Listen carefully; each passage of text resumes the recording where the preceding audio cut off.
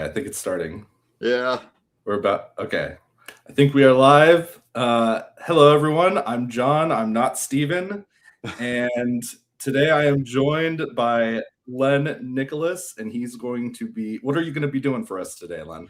We're going to be talking about a personal project of mine, why I think everyone should do a personal project. And of course, we're going to talk about robots and line weight and whatever the heck else you guys want to talk about. If you guys have ever been to my Sunday evening live stream, it gets kind of goofy. So, I don't know, let's have some fun.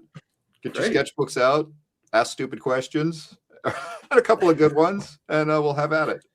Great. And yeah, if you're on YouTube right now, I dropped a link to where you can post your own robot sketches. Ooh, I want to see them. So yeah, if you guys are sketching during the stream, make sure to post them there, and then Len will look at them probably after the stream. I'm assuming maybe if there's time at the end, we can. I think we can throw them in during the stream. We can mix it up. Yeah, I mean, for a while. Oh, yeah. And what do I do if my battery goes out on this sucker? Can we change it in stream or? Do you have another battery ready at the? Oh yeah. I'm not. You didn't come prepared. Okay. Yeah. Then yeah, we should be able to swap it, do a hot swap. Right. Let's do it. But anyway, yeah. Before we get started, let me just remind everyone that we do have a summer sale going on, and today we're obviously highlighting Len's stuff. Both of his courses are 20% off right now. I know we're focusing on robots today, but I am curious, just out of the two courses that you have available, which one would you recommend to people, depending on where they're at? I think the line drawing one's a must-have. I mean, knowing how to use line work or line weight in your drawings is so important, but also knowing how to handle tech. A lot of people, they're not, it's not everyone's passion. And I made the course specifically to address the common issues I see when people draw tech. And we're going to add a few more lessons on top of it, since I learned from my students and their needs. We're going to add a few more things, more of an industrial design lesson, which I think everyone should know. But yeah, if you're going to draw mechanical things, and knowing how to handle them, I think is super important. So I'd recommend both classes, honestly. I think from a fundamental basis, the line weight one is an absolute must. But the robot one is for two different types of people: those people who love robots and love tech, and those people who hate it, and it's like pulling teeth. So just take the class. It's very quick, very succinct, and it'll get you drawing tech much better and able to handle those issues that tech have that are unique from, figure drawing or more organic drawing. So awesome. Well then, yeah, let's get into it. Let's rock and roll. Yeah. So yeah, I want to talk about taking on personal projects and why to do it and what the value is in it. I am attempting to draw my own manga right now. I don't know what's going to happen with it. I don't know what's going on. I don't even know how to do it. Here's a page I'm working on right now. And, but, in doing this, it's forcing me to approach a lot of things that I'm able to skip over in my normal work, composition, storytelling, that sort of stuff. As someone who does a lot of toy and entertainment design, I do work in composition, but typically I'm designing items and stuff like that. So drawing a scene and an environment that, complements and works into a narrative is very tricky, because you can't skip over stuff. You have to address it to keep the story flowing. And, I've learned so much in the past. I don't know. I started this St. Patrick's Day, and I've just been kind of cranking on it. I do about one page a week. And it's been a great growth opportunity for me. Each page is better than the next, and I'm learning a lot. And, I encourage everyone else to do that, not just because it's good for growth, but I'm kind of bored with what's out there. We were talking about, I was at Target a few weeks ago, and I saw a He-Man Optimus Prime mashup action figure. And it just kind of broke me. I'm like, this is stuff I had when this is stuff I played with in the 80s, and now they're just mashing it together now. I don't know. So I want to see more new stuff. I want to encourage everyone to go out there and make something new, get it out there and see if it catches fire. And, I'm ready for something new in my life. I was born 1976 during Star Wars. And Star Wars has been a big part of my life. G.I. Joe, Transformers, all these IPs that you see today. And I'm ready to see more fresh new IPs. And that starts from personal projects. I mean, you look at something like Lord of the Rings. J.R. Tolkien was writing The Hobbit, and then The Silmarillion, and then Lord of the Rings, and that was a personal project. So we kind of forget, like, no, he wasn't a professional fantasy author. He was a professor, and then he did Lord of the Rings and just blew everyone's mind. So I don't know. I want to see more of that. I want to do more of that and see what happens. But and we'll talk about my strategies for taking on a personal project, because my number one rule is make it sustainable. Make it so it's something that you can realistically do every day, not burn yourself out, not put so much pressure on yourself that you frighten yourself away from your own project. So my typical way I approach this is I get up at 6:30 in the morning. I, walk, take the dog out, and then I walk right up to my board and I work on this for maybe about 45 minutes or an hour a day. And that's it. And, it's a sustainable pace. And, you might think, hey, that's not a lot, but it adds up. In a year, that's, I do about a page a week. In a year, that's 50 pages. In 4 years, that's an entire graphic novel. And so, if I started this 4 years ago, I'd have a graphic novel. So I call it like the bag of chips method of productivity. So, when you're in your kitchen and there's a bag of chips on the counter and you walk by and you grab a chip, and after a while you're fat. I'm taking that philosophy with this, where I leave it on my board. Sometimes I walk by it, I just do 15 minutes here and there. And it adds up quite a bit. Like, I think there's this idea that to accomplish a project, you have to work at this breakneck pace. You don't. A mild effort over a long period of time has tremendous results. So I encourage everyone to try that out, and we'll talk about that more as we keep going. And let's see. So yeah, we're gonna design one of these. Oh, go ahead. Really quick. Someone left a comment. But what if all you have is a bunch of eraser skid marks after 90 minutes? Okay, that's interesting, because it's good to develop your skills and push your skills, but then again, I caution against perfection. It's a trap, because I got the guy, I keep the Akira graphic novel near me at all times. I study it, and it's very easy to go, okay, I can't draw as well as Otomo, and I mean, who can? And so should I keep erasing what I do until I'm as good as Otomo? Sometimes you just got to throw it on a paper and let it lie as it is when you take on a project like this. Perfection's really not a healthy thing. I kind of recommend against it. Throw some stuff on a page. Kind of the biggest poison to an artist, isn't it? I feel like that's a big hurdle. I always hear artists have trouble overcoming. Yeah, sometimes you just gotta put it on the paper and let it lie. I mean, there's some pages I really don't feel good about, and if they're that bad, I'll go back maybe in a month or two and redo them. But I gotta keep moving. I gotta keep progressing on this project. I think it's good to have, goals and benchmarks that you want to hit. I think that's sort of imperative to having a goal and a project like this. And to hit those benchmarks, you really got to let perfectionism go.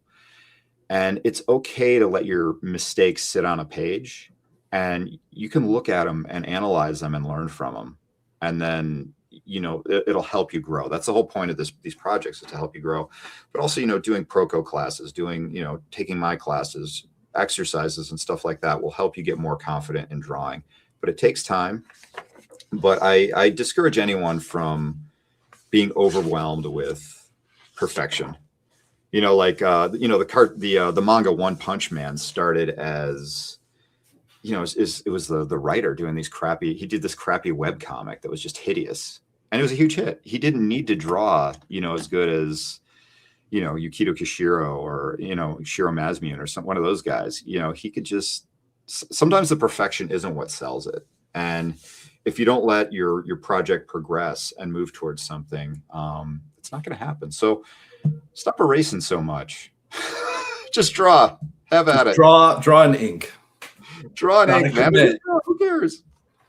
There's no rules. This is your project. You're going to make it work one way or another. So yeah, it's kind of fun. I feel like sometimes artists have, like, they almost feel like they're being held at gunpoint to make every drawing that goes on the paper perfect, especially for a sketchbook, right? I mean, just get it out, get the bad drawings out with the good.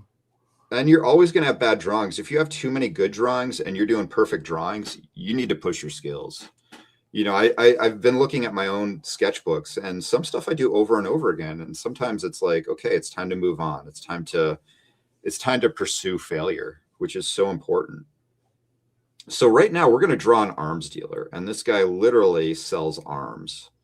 So in this world, there's actually, I don't think that there's going to be guns. I think it's going to be like swords, possibly cannons and artillery, but no direct firing weapons. And the reason for that is I just think it's more intriguing to take that weapon off the table and solve problems and create a world in the absence of, you know, direct projectile weapons. So he's an arms dealer. He just sells arms. And a minor character, I think, is just going to be in one panel. But even when I do a minor character, I like to think about why he fits into this universe, who he is, what he does. And I'm always thinking about that. You know, what his temperament's like. I have him a little grumpy, but I have a lot of characters in this particular area that are grumpy. So it makes me pause and go, okay, well, maybe I need some characters that are a bit more optimistic, a bit more friendly or bubbly, just to contrast them. And so we're going to draw this guy. I also have some questions here. Oh, yeah. Knock out. Okay, so first one.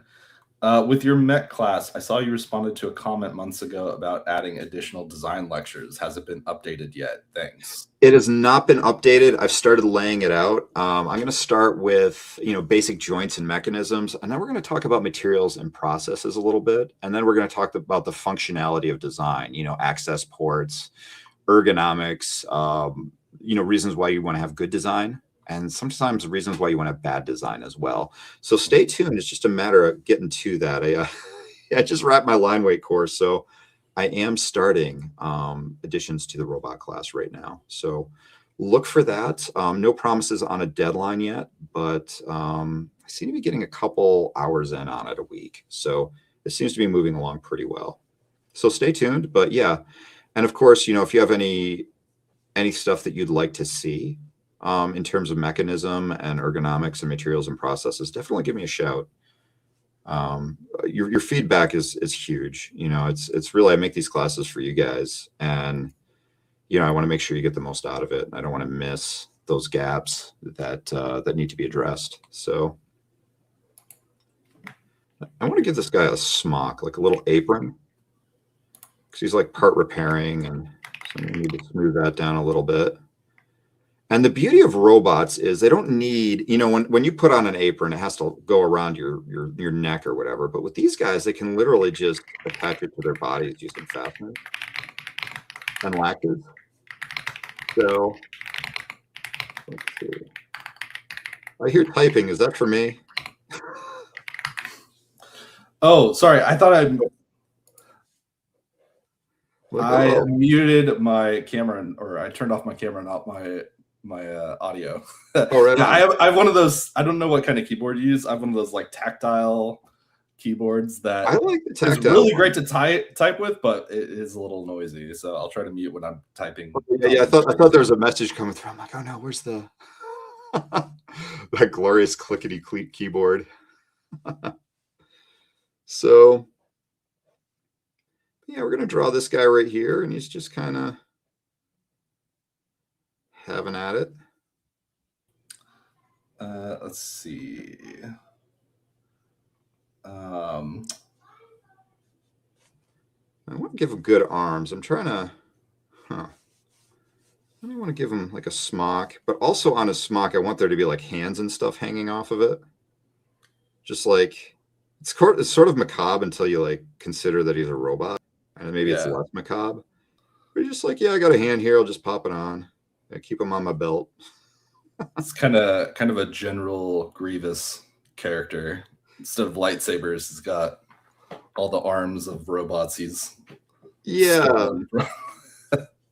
Well, anything to communicate its function. I like Yeah. sort of one of the themes in this is that, people really wear their functions on their sleeves, and it's perhaps overly definitive to who they are, and kind of a bit of tension, which with most of these guys, that, you know, you have this apparent function, but you have dreams that are not what you appear to be.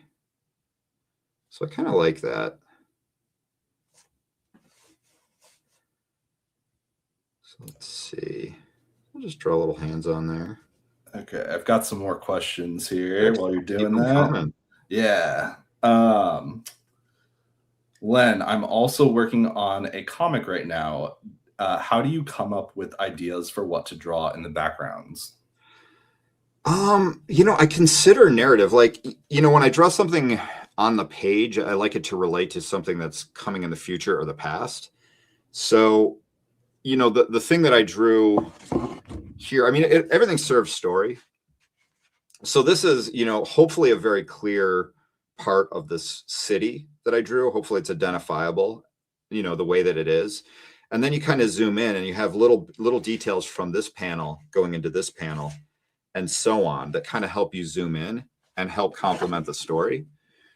And then, what's complementing the tone, what's complementing the narrative, and what are you communicating to your audience? I mean, all these questions are really good to answer. So, background stuff, like that's sort of like the slum part of the city. So I'm going to want things to indicate poverty, a lacking economy, maybe even a bit of desperation. And I want all those things reflected in the things that I design into that background. And now, if I was to be in a richer part of town, I'd probably draw more streamlined, maybe more Art Deco things or something like that. Maybe I don't want to be that cliche, but yeah, whatever serves your story. So yeah, I'd be curious what you're thinking about drawing. If you want to type that in, we can bounce off ideas. Yeah, I spent 2 hours jibber jabbing about story with a director friend of mine last night. We're just going, this is what we do. How this is going to communicate, as storytelling is a wonderful problem solving exercise. And I'm very fortunate. I have a industrial design background, so I bring a lot of that ID background to how I work and how I tell stories. So, typically when I design something, I like to, first off, you gotta know what you're designing, and then you need to know what issues are you solving in that design, and what potentials are there to that design that aren't really part of the specifications of what your client wants. And what are some of the general concerns you got to watch out for? And all those questions really help design and draw and tell stories, in my opinion. Now, I'm by no means a professional storyteller. I'm a Yahoo, picked up a pencil and a couple pieces of Bristol board and said, hey, I'm going to make a story in a world. But that's the beauty of personal projects. Any Yahoo can do anything they want. There's no gatekeeping. So it's kind of fun. But yeah, so we'll draw this guy. I kind of like him. I'm trying to figure out, okay, he's got a couple of hands on him. What would he maybe want to put on this hat of his? What would define him as a character? What would define the world that he's in? And maybe he's got, I don't know, maybe he's got like tickets from orders stuck on it. So he's got a bunch of people coming to his booth. He's like, oh, do you have your ticket? Puts the ticket in his head as like a receipt. And then you get to have kind of some soft papery elements in here too to kind of mix things up. So he's got some pieces of paper in there just going, hey, these are my orders.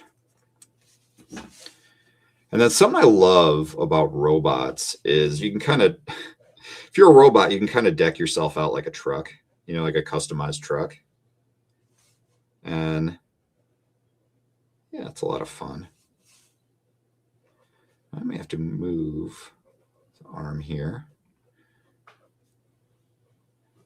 Now, to the person who said, I have nothing but eraser marks on my page, I would recommend drawing with a pen for a while and just stop erasing and learning how to live with the imperfection of your drawings and how to adapt to it.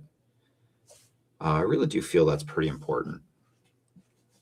And then, yeah, so yeah, try a ballpoint pen. Stop erasing for a while. Maybe it'll help you relax a little bit. Along with that, someone's asking, do you ever start with primitive forms to carve out your figures, or do you just wing it? It depends on what I'm doing. Sometimes I'll start with a big blob shape and then carve into it. But yeah, in my robots class, I do have that blob exercise where we start with an egg shape and then we carve it into a robot head. And that's an exercise I really encourage everyone to do, where you're kind of being like a copy of ZBrush, a human ZBrush. And you're going out there and I'm gonna give this guy some tools. And you're just carving into something and exploring shape. And when you explore shapes like that, you also learn more about form and how to draw it. And you get a stronger understanding of form in 2D space. So I'd recommend everyone do that. That's a really fun project. I encourage my students to draw more robot heads. It's fun. Nice. And then kind of to go along with that, someone is asking, really appreciate the advice. As someone who's starting out, what beginner references would you suggest to better understand mech design? I have zero mechanical knowledge. Oh, okay. That's a good one. And when I designed the course, I live in mecha world. I have an industrial designer background. I've done mechanical design and stuff like that, and mechanism design. So I feel like everyone understands mechanism, which is kind of a crappy attitude. It really. And so if I were to say how to improve your knowledge of mechanism, something that's really interesting is studying construction equipment, particularly backhoes. And they're really clear when you watch them move. It makes it very clear how mechanisms work. But then also I recommend taking stuff apart, trying to fix things. It's very unfortunate. Like right now, like the fact that we have a right to repair movement kind of freaks me out because, when I was growing up, you give me a Phillips head screwdriver and I'll start taking stuff apart. That's just how I was as a kid. And it gave me a lot of kind of passive technical knowledge for how things go together. And I'd recommend you doing that too. Get a Phillips head screwdriver, start, taking things apart, see how the wires work, see how they connect. If you see a piston or something, watch a video on how it works or something like that. Yeah. To go along with that, I'm curious, do you ever look at how like organic things move and inform that in your robot design at all, or is it strictly just mechanical?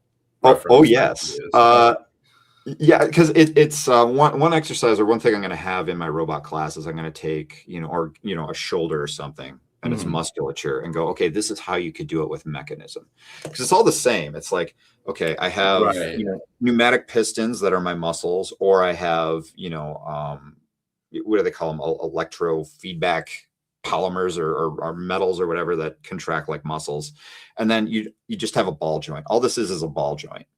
This right here is a hinge joint, and then another like kind of semi ball joint, and then understanding where your interferences are. Like I can't twist this arm all the way around because there's some sort of interference preventing that movement. And so equating your body and how it moves and then translating it into the equivalent of a machine that can do the same thing is very interesting. But all the basics are there. It's just ball joint, radial joint, hinge joint. That's it. Some sort of telescoping thing. Those are the things that kind of add to movement of what you're doing. So yeah, go out there and take stuff apart, if you don't have a pair of tools, I'd recommend at least getting a Phillips head screwdriver set and maybe maybe not a wrench, but like a pair of pliers or something like that, and start, I don't know, finding junk at yard sales and ripping it apart. It's fun. That's what I did when I was a kid, and I don't reckon anyone complaining. I'm the old guy now. Yeah. So But yeah, go do that. It's fun, but there's also some great mechanism stuff as well. So Yeah, no, absolutely. that's a really great question. It's fun. Oh, go ahead. Yeah, this is also an interesting question for me. I'm interested to see how you answer it, because someone is asking,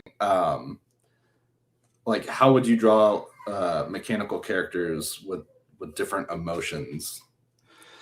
Okay, I will show you right now. I will pull this off my board, and there's a lot of different ways to do it.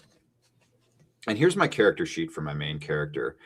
And how I do it is how I solve this situation. He doesn't really have eyebrows. He does kind of have a eyebrow, like here's his eye, and I have like, if you zoom in enough, he has like this little tag that can move around his eye. And that's one way to simulate eyebrows. But also I manipulate the weathering around his face to, he can look angry, he can look surprised or something like that. So they kind of act like eyebrows and kind of brow expression as well. And then obviously mouth. And the beauty of drawing a mechanical creature as opposed to building it, you can cheat the draftsmanship and proportions to fit the emotion of the character. So just something you want to think about. And then, of course, in manga style, sometimes they have those like wacky character moments that are just completely outside the character sheet, where they look different and they act different and stuff like that. My favorite expressive robot is the Tachikomas from Ghost in the Shell, that are insanely expressive, though they have no like, you look at them, you're like, okay, where's the expressive elements here? But the way they move, gesture and posture are huge. Yeah, it's from my limited experience. I always, when I'm thinking about robot characters, like I've seen in like Star Wars comics with like C-3PO, they'll obviously the dialogue drives the emotion for that character, but then also I've noticed the camera angle and perspective, I feel like, also drives some of that. Oh, did you ever notice Darth Vader? Yeah. Okay, his mask and his like little helmet thing are two different pieces. And you can adjust, and they do this in the movies, you can adjust the emotion of Darth Vader by changing the relationship of those two. So if they take down his like helmet a little bit more, he looks angry. If you pop it up a little bit more, he looks more vulnerable and kind of sad. It's very interesting, like just moving stuff around like that, how you can kind of mess with a character that's mechanical. It's really intriguing. Like, yeah, that was my biggest concern for this is, okay, how am I going to make these guys expressive? Mm-hmm. And there's all these little things like, these guys, these characters that I make, they don't have eyeballs. So how do you point to where they're looking? And something I do is I kind of cheat it. Like the beauty of the human mind is very sensitive to things. So if I put like a little extra line weight here, I can make it look like he's looking this way. Just a little bit of extra. It's like, is that a pupil? No, not really. It's just a drafting error. But now he looks like he's looking down and to the right. So, for all you perfectionists out there, you can use crappy drawing skills to your advantage. So there's just those little tricks. And then something I'm really fascinated about is when you go to Disney, the people, the actors in those costumes are incredibly expressive, even though their faces don't move. And it's all head tilt and, almost like kabuki style theater and that sort of stuff. And it's really kind of fascinating. Just like other venues for expression other than, your typical, I'm trying to be expressive. It's not working. But yeah, you can do some fun stuff. I recommend it. So this guy's I'm not gonna draw his legs, so I don't need to design him. And I'm not gonna, because this is a personal project and I have limited time. But I do want to give him like a little tool feature right here, maybe like a little, I don't know. And another thing is, you gotta, if you're gonna draw something in a manga, and I remember reading this about the guys who did Naruto. Originally, I think Naruto, they wanted to have him have like goggles, and the manga artists were very, very smart, very wise, and they're like, we're gonna have to draw a lot of damn goggles, and those things take forever to draw.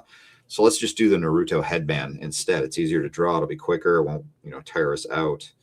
So when I'm designing these characters, I'm also designing them with the idea that, yeah, they're going to be drawn a million different times. And, how much effort do I want to put in drawing this character if I'm going to have to do it, quite literally, possibly 1,000 times. So, I want to do something that, isn't going to burn me out. Really consider the economy of how much energy you have to draw these things and let that be reflected in your design. So we're throwing some ink on here. This is a Pentel Pocket brush pen, big fan of it. And I was actually watching Proko and Daniel, oh my gosh, Daniel Simmons, oh my gosh, I forgot his name. Oh my gosh, I feel terrible. He's like my favorite comic book artist. The guy who's doing did Transformers right now. Oh my gosh, I feel so goofy. This was a Proko video? Yeah, he's on Proko. Daniel Warren Johnson. I'm sorry. Yep, Daniel Warren Johnson. Okay. He uses this pen as well, and he was talking about sometimes they're very wet, and sometimes you actually have to dip them in a paper towel, which is why I keep paper towels all over my workstation now. And this one's relatively dry and very easy to draw with, but normally, like if you look at this, I just soak it with ink to kind of control how wet that brush is. And I learned that from Daniel Warren Johnson. And I also did an alt cover, a limited edition alt cover of, I think, issue 23 of his Transformers series, and showed it to him at Comic-Con. I was a complete fanboy, and he liked it, and it made my day. So I was pretty stoked about that. Yeah, I'm hoping that we can have him back on at some point here. He's bigger than curly fries, I'll tell you. Yeah. Yeah, I remember I met him at Comic-Con. He was one of my favorite artists before he was huge. Before he was big in Japan, I liked him. And so I saw him at Comic-Con, I think 2019. And, he's just sitting at his booth, hanging out with one of his buddies. There's no one around. And I just walked up there and I hung out with Daniel Warren Johnson for like a half hour, just chatting and talking, drawing. And super nice guy. He's just a genuinely nice guy. Mm-hmm. And it was a fun time. But then I saw him actually, I was at Comic-Con, and last year I was actually boothing it, and I had to wait in line to see Daniel Warren Johnson. And I only got to hang out with him for like 10, 15 seconds. So, oh man, are you going back this year? What's that? Are you going back this year to Comic-Con? I don't know. That's an excellent question. I'm gonna be at Lightbox this year. That's one thing I'm gonna make sure that I do. Oh, okay, cool. So yeah, you'll be able to see some of the Proko team. Oh yeah, I met you guys. Well, we didn't go last year.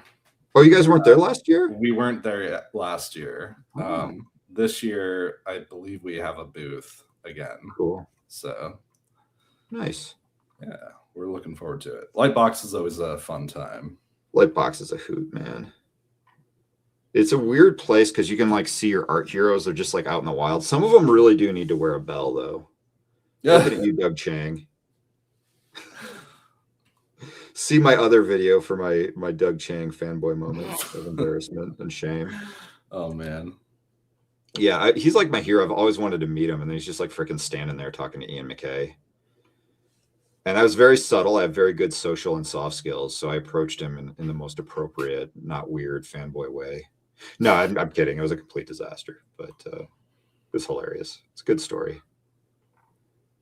Yeah, it just surprised me. Like, it's just, you see your art here just freaking hanging out, just like standing there. It's the end of the day. I'm just walking through. I'm like, oh, there's some Korean-looking guy talking to Ian McKay. Wouldn't that be cool if that's Doug Chang? And it would. And hilarity for, I don't know, someone ensued. Oh man, I remember seeing Ian McKay at your booth and just like saying hi to him. I'm like, oh my god, this guy's like another art hero. Just like, hey, I'm gonna get some food. Ian McKay is like a seriously nice guy. I'm like doing like the worst, least flattering Ian McKay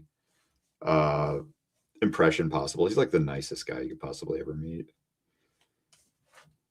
So what if you meet him and you're like, wow, you saw nothing like Len's impersonation of you? flattering imitations. Okay. Do you want me to derail this stream a little bit with a conversation topic? With People my keep ADD, I'm ready. Yeah. I'm ready to Okay. be derailed. Yeah, Are you people kidding me? keep bringing this up in chat. I've seen it sprinkled throughout chat, and it started with, "Do you still believe in lizard people?" Oh, do I still believe in lizard people? Yeah. This is my Sunday evening live stream right here. Who said it? Who asked if I still? Oh believe man, in it? I've seen a few. I'd have to go through the chat. Oh man, is it extreme maybe? Yeah, that was the first one. Oh yeah, yep. That's the going joke. For some reason, they started talking about Stan being a lizard person on my. Okay. I don't know how it happened. We just have our live stream's very silly. It's just a good fun hangout, and yeah, we're like, okay, you're gonna drop the fact that Stan's a lizard person, which he's not. He's not a lizard person. I'm gonna do a drawing disproving his lizard personness. Well, there's a small fight going on in chat right now saying, oh, nice. Marshall Vandriff. Our Marshall Vandriff is a lizard person. I think Marshall might. What, Len? What? No, I didn't say he might be a lizard person. I say he might be like, I don't know, a Cold War cloning experiment from Abraham Lincoln. He's just got those arms, man. Did Marshall like wrestle back in the day or something? Wrestle? No, yeah. I don't think so. I mean, I don't know Marshall's entire lore. He looks scrappy. I don't think there's been mentioning. I don't think he's mentioned wrestling. I bet you Marshall was a cage fighter. I suspect. I don't know. I got to talk to Marshall. Will Marshall be at Lightbox this year as well? Yeah, he probably will. I feel like he's really good about going to those kind of events. Yeah, he's kind of always there. Yeah, he's fun, man. People love Marshall. Yeah. Dude. Yeah. Marshall's like, yeah, he's been kind of like with Proko since the beginning, hasn't he? Or almost. I forget when Stan and him connected. Yeah. It was definitely before I joined Proko, that's for sure. But I don't know if Proko started before Stan knew Marshall. Yeah, it's a tough one. Yeah, because they're almost like a superhero team at this point. You know, they are. It's like, what's the origin story behind Stan and Marshall? I mean, that's sort of like, okay, what's the? I think there's a Draftsman episode about it. It was one of the early episodes too, but I forget which one it is. So if people are interested, you're just gonna have to watch the entire or listen to the entire podcast to find out. Speaking of which, though, we also do have another perspective lesson from Marshall coming out tomorrow on the channel. So, awesome.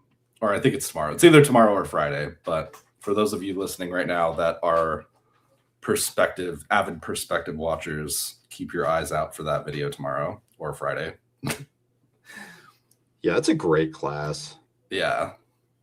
I'm really kind of pumped about the drapery class as well.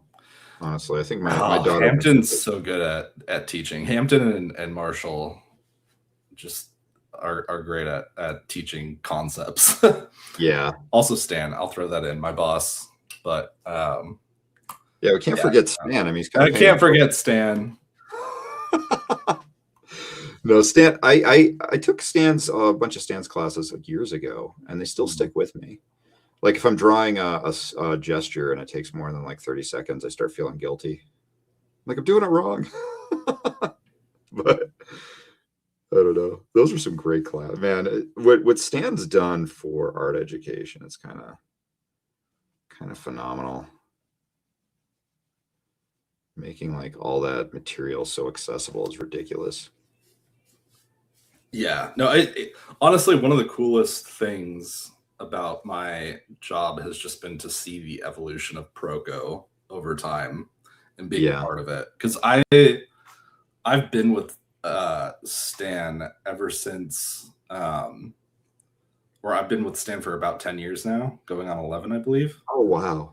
Yeah. I'm one of the oldest employees for the You and company. Charlie, right? Charlie's been there for Charlie came after me. really. Sean is the only person before me that has stayed longer with Proko than anyone else. Wow. It's a Yeah. great team. I got to tell you, working with you guys is like, I'm real. Sometimes, like, normally, like, when you work with someone, you gotta kind of got to hunt them down and chase them down and make sure they're going to help you out. You guys, it's the opposite. I'm like, dude, it's Sunday, 9 o'clock. You can wait till Monday. Kind of throw this request out for Monday, guys. You don't have to get out of bed. Like, oh, I feel guilty. Like, but you guys are on it. It's just kind of, no, it's a great team. It's a great group. And kind of excited to see where it's going. And it seems to be growing as well from what you're telling me. Oh yeah, it's continuing to grow year after year. But anyway, I was gonna say, like, it's been fun because I was there working out of Stan's house. Oh, no kidding. Yeah, it was that small where I would drive to his house to work, and then once Stan started his family, then we were able to get like the Proko office and everything. But that's how long I've been with Stan. Is I used to work out of his house at Proko. Work out of Stan's house. Yep. Yeah. That's awesome. Yeah. That's how it starts. And that goes back to the idea of, taking your own project. Mm-hmm. And you'd be surprised where it could go. I mean, my own career, I was working at a small industrial design firm back in the day, and my career wasn't going anywhere. For whatever reason, it's just one of those places that the opportunities just weren't there for advancement or growth and stuff. So I started freelancing on my own as a toy designer, which I always loved toy design, very passionate about it, and that kind of grew. For me working. I'd come home from work and I'd go right to work on freelance toy design. I'd get home at maybe 6, and then I'd freelance work until sometimes 2 or 3 in the morning. And then I'd go to my day job. And eventually that turned into an actual very lucrative part-time gig. And then that turned into entertainment work and stuff like that. So you never know where these like personal projects, side hustles are going to go. So when you hear about something like Proko, which is making major waves academically, it started in a house. I mean, where in his house? Was it like his kitchen? You just all hang out? No, it was like next to the double stuffed. And then that was like this big brand. It was crazy. It was upstairs. It was like I think it was a 4-bedroom house, and 2 of the bedrooms, one bedroom was dedicated entirely to filming his tutorials and lessons and stuff like that. Nice. And then the other room was our work room, and working upstairs, especially during the summer, their AC was not the greatest. So it was really, really hot in that room, especially with all of our computers. Yeah, it was a little bit rough there.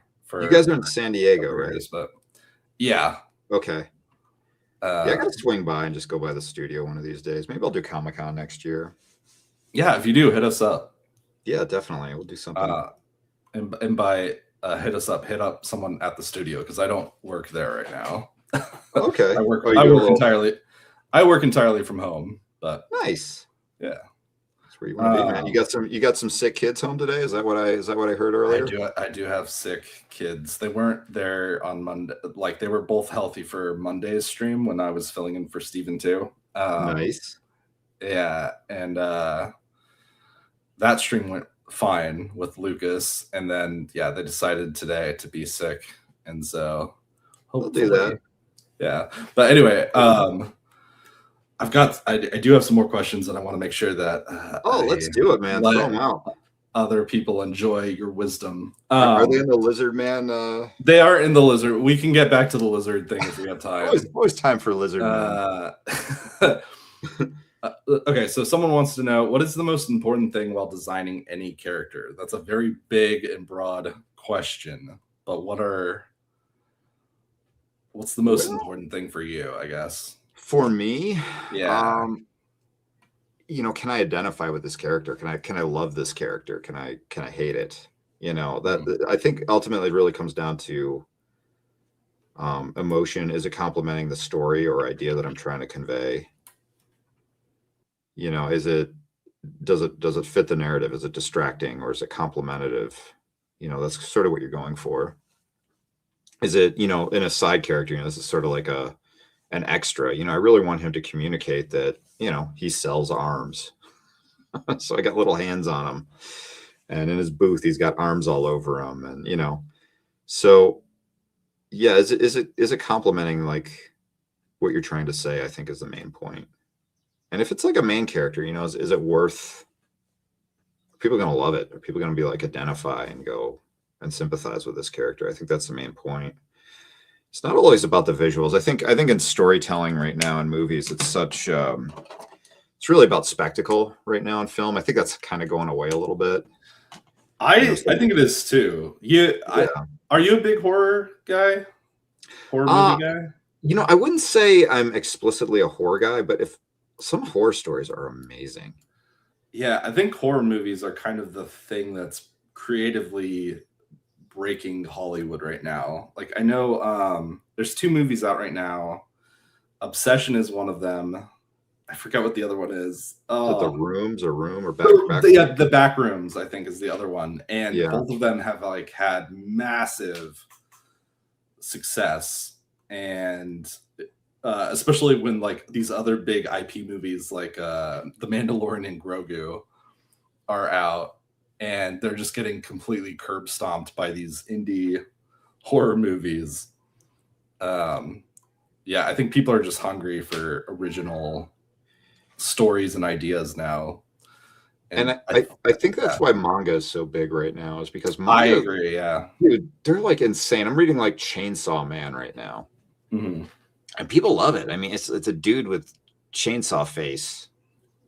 Yeah, it's just, yeah. You know, you can be that original and that out there. I mean, you know, you write a good story and have good compelling characters, and you know, I think it was interesting because, you know, the whole Michael Bay era with Transformers was very interesting, where it really felt like the cinematic model was more about just how much spectacle you can put on the screen at once. How, you know, and really initially I think we were limited by technology, but as the technology got better and we could just fill the screen with crap, you know, that model of, you know, each film needs to be more of a spectacle than the last one. Well, there comes a point where neurologically your average theater goer cannot absorb any more spectacle into their eyeballs, and you're kind of limited. Like there's like a cap to that, and so now it's almost becoming like a headache. I think in a weird way, Avengers Endgame really kind of, I don't know. It's like, how do you top that? Just using spectacle. I think that one was like the pinnacle of the spectacle model of cinema, in my opinion. I mean, I'd like to hear other people's thoughts, but yeah, I really wish after that movie came out that Marvel went back to telling small scale stories, because once you do like the universe is ending, every movie after that, if you keep going down that route, is just another movie about the universe ending. yeah, and it just like then the threat wears off entirely. It's, you know, it's boring, and they didn't really do that. I think they're trying to get back to that a little bit with some of their movies, but yeah, it'll be interesting to see what the next series of Avenger movies do at the box office, because I'm not convinced they're going to do that well, but maybe they will. I'll be honest with you, I'm not super Also excited. That's not me bashing Marvel, Yeah, because we do work with them, but yeah, no, it's a my good own company. thoughts. Yeah, what they did is amazing, and I think what they're going to continue to do is amazing. But you know, we'll see how they switch up the model. But yeah, I you know, it's tough because I mean, post COVID, it's been really hard for me to get excited about going to the movies again. And you know, it's I don't know. It's my relationship to film right now is just sort of odd. Yeah, I think it's you just have to be really picky. You gotta support the indie movies that are coming out, like Backrooms and Obsession. And I think there's both. I mean, I think there's room Yeah. for those big Hollywood blockbusters, but I don't know. I'd like to see. Yeah, it's almost like they need to switch it up and make them more personal. A little bit more emotional, because they did that and they still do that. Hmm. Though what was the last one that came out? Was it what was the one with the Red Hulk? I haven't seen that one yet. Oh man, I know what you're talking about. I don't know the official title of the movie. Yeah. I think it was a Captain America movie, though. Yeah, it's like, yeah, but yeah, it's sort of interesting because what they did was so groundbreaking, and then like everything else, it just I think every genre has its moment, and then it just sort of takes a break. Yeah, and it's interesting too, because like DC Comics, I feel like has been trying to do what Marvel did and just can't, because they just want to get to the finish line before building it up like Marvel did with their original series of movies. What they did was a miracle. I mean, I remember when I remember those first Marvel films were coming out, and you really can't understate what they accomplished for those films. I remember the first, oh gosh, the first Avengers came out. Just before it came out, I think I was at a workshop, a Scott Robertson workshop in LA. I think it was at Red Engine Studios, and one of the concept artists worked on it. And I was asking him about it, because this was before we really had a handle on special effects the way that we do now. And I remember the big thing, like when Iron Man came out, they're like, "Oh, is he going to be able to fly?" And I don't know why we all thought he wouldn't be able to fly. Like we didn't have the technology to to do that. But then Avengers came out, and I'm like, "Are they going to be able to pull this thing off?" And I'm like, "What's this thing like?" Of course, I asked the guy, "What's it like? Is it good?" He's like, "Oh yeah, it's great." And it came out, and it kind of blew everyone's minds. You had this big, cohesive cinematic universe that was really exciting. And then Endgame happened, and it's like, okay, where do we go? There's just like a little bit of confusion. And yeah, we'll see where the genre goes. I don't know, it's one of those things, but I would like to see almost smaller films, smaller projects. Yeah. And then get people hungry, because it's almost like you have to do a dopamine reset for everybody. Exactly. Yeah.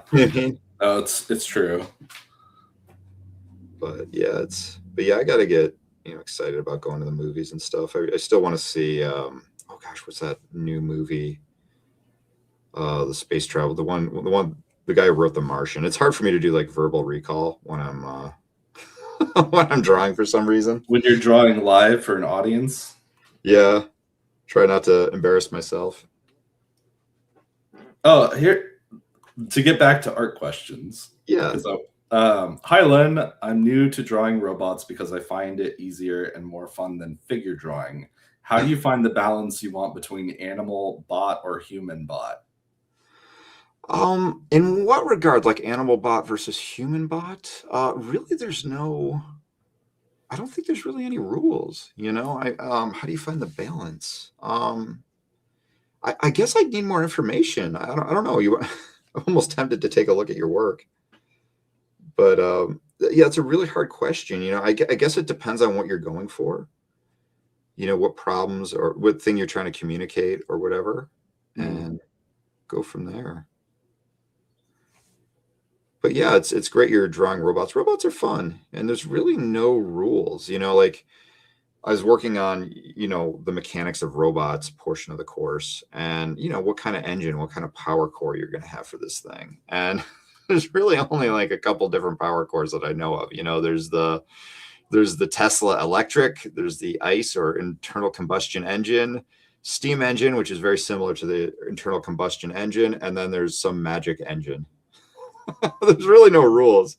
The trick is just keeping it plausible and identifiable. Yeah. Like you can get so magical, you're like, okay, that's just nonsense, and I can't identify or attach myself to this machine. So it's good to have, a knowledge of mechanical details and how things work, just so you can keep some of that grounding in your design. Okay. I kind of like this guy.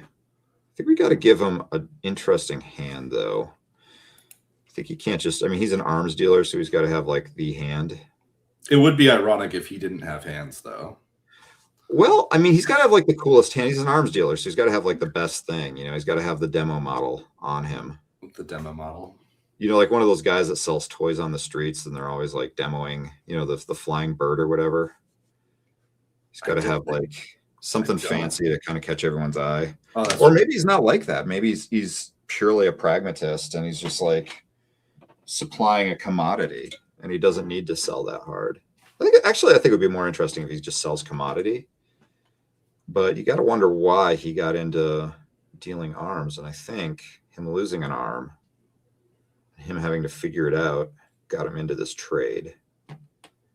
So let's do. Nice. Let's see. While you're doing that, 2 questions. The first one is, how would you approach designing a mech suit, something that isn't quite a character on its own, but is more than just a machine? Okay, so a mech suit, there's a person in it. First off, you know, it depends on who you're designing it for. And I've done mech suits and robots for film. And if you're doing it for film, first off, make sure, is it going to be practical or is it going to be CG?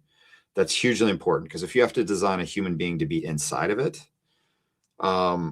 that's an entirely different design process, and you're getting into ergonomics and stuff like that. So now, if it's a mech suit, I think understanding the scale of it and the function is very important. So, you know, is it a giant mech? Is it sort of a smaller human-sized mech that kind of fits around the guy like Iron Man? Or, yeah, what they did with that Iron Man armor was amazing. Hats off to Phil Saunders and the rest of that team that did that. That was kind of like thinking about the early Marvel days when we're just like, are they going to be able to pull this off? And they just kept doing it. So it's like a miracle what they did. But so yeah, the scale of how you want to do it, you know, you may want to like impose some functional rules on your mecha. For instance, like in Pacific Rim had great functional rule system with the I forgot what they called it, where you had to have like 2 pilots in there, each representing a hemisphere of the brain. But that was a brilliant limitation to put on it. Also, you know, Evangelion, how are they going to power this thing? How are you going to load it? You know, how are you going to maintain it? Evangelion was very interesting in that they had to put it in fluid to maintain it, which I thought was very cool. And so, you know, having an understanding of function and, you know, what you want to do is very important. Another thing that bugs me about huge Godzilla style mechs, and this is like a pet peeve of mine, you know, they'll take a mech that looks like a person and they'll just make it, you know, 5 stories high. But there's different issues. You can't just scale up a humanoid. Like if you just scale me up to 5 stories high, I'd probably die, because the way gravity would affect the flow of blood, I wouldn't be able to get blood to my head. So like I'd probably die within seconds of being 5 feet tall. So my physiology and my proportions would have to be different to accommodate that size versus the size I'm at right now. Also, you know, how's this giant mech not going to like break through the ground and fall into a huge cavern? You know, under us right now, there's big caverns, and we don't know they're there. And if you increase your size and weight exponentially, you know, you're going to be stepping in, you know, the new equivalent of your gopher holes like every 5 seconds. It's these functional things that I think you really gotta figure out. So, but yeah, that comes in with industrial design, you know, thinking of, you know, the objectives that you want, the problems that you could potentially run into, how you're going to solve them, some of the things that might be good about this type of mech, some things that might be bad, and, you know, what your limitations on it are going to be. I think limitations are actually the most important part. So nice. And then another person wants to know, do you have any designs that are more scrap metal-ish instead of pure robot? For example, a robot made of sheet metal and parts that don't exactly line up. Oh, absolutely. Yeah, I love doing these asymmetrical robots. And yeah, doing scrap is fun. Kit bashing is fun. In fact, you know, I'm you know, just by the fact that the economy kind of sucks right now, I have a bit more time on my hands, and I'm going out and just increasing my form language and so on. and going out and finding those little pieces that I can kit bash in there. So this guy's got some of this weird kind of hand. Maybe we'll put like little drills in there or something that pop in and out. It's got like a Leatherman right there.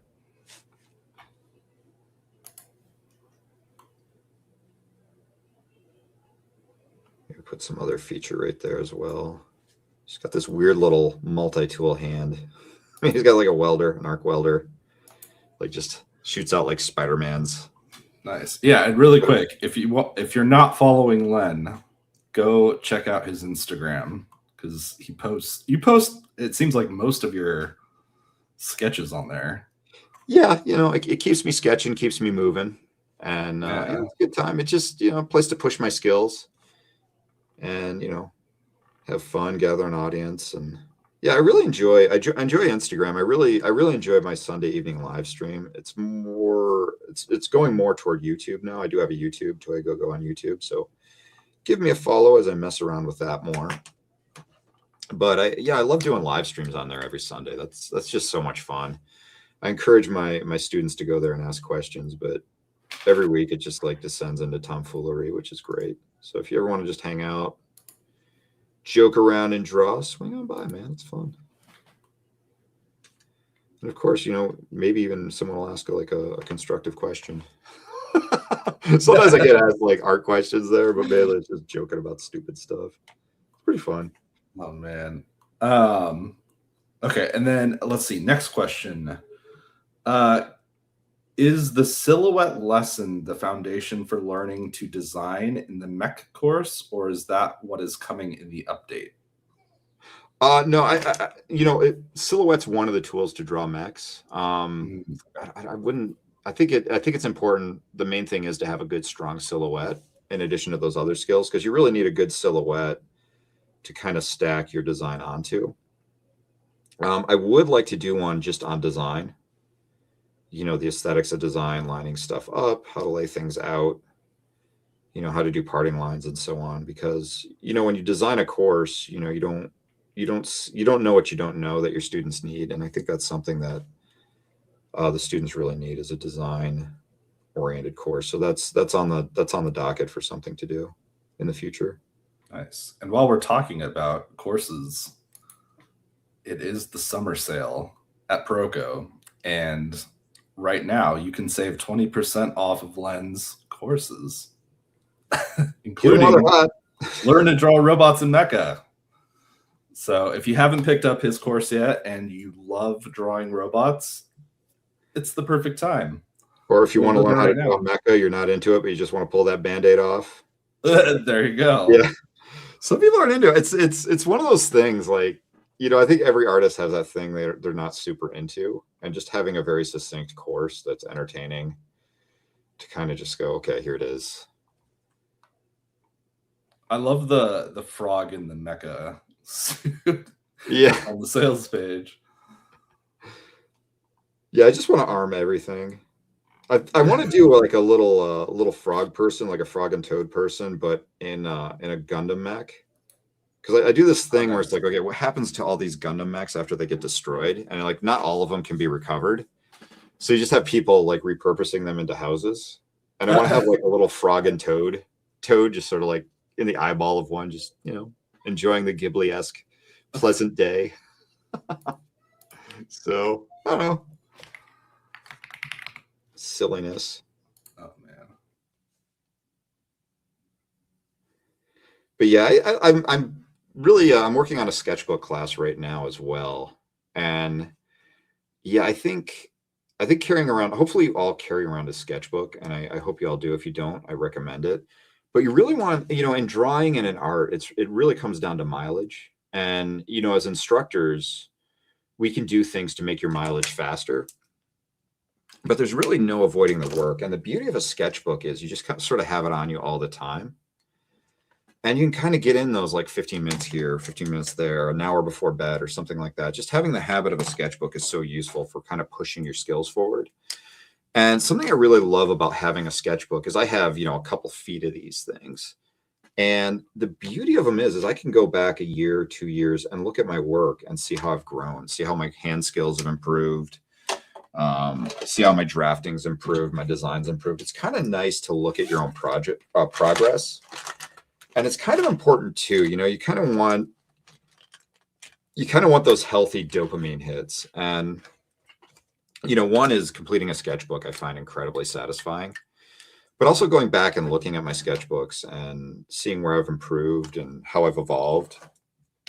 I hope that everyone takes a sketchbook and kind of puts them all on a shelf when you're done and kind of enjoys that, because, it's, staying motivated as an artist, you got to find little ways to, get yourself that dopamine feedback.